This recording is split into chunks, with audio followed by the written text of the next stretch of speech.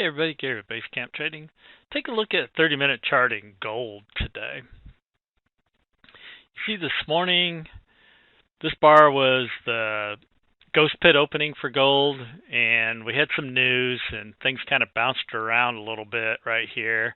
And then we actually got this really bearish bar right here. This bar opened right here at the top, pushed all the way down to the 50 EMA, bounced off of it, which we know the 50 EMA is always a sticking point. But it caused the 5 and the 13 EMAs to cross to the downside.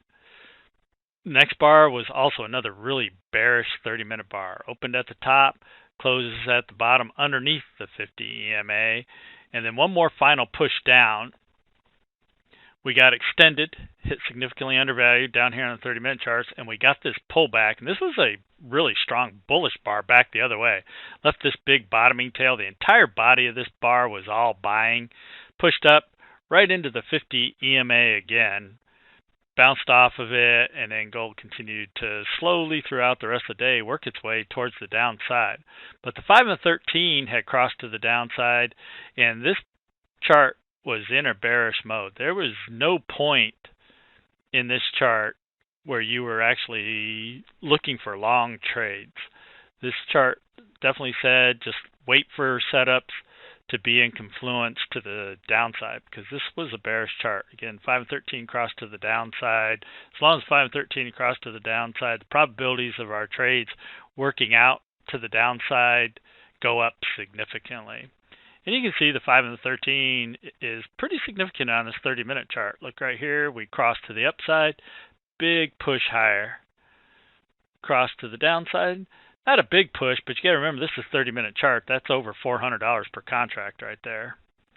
Cross to the upside, big push higher, came back, touched it, bounced back higher, another good push higher. Little cross to the downside here, didn't get much.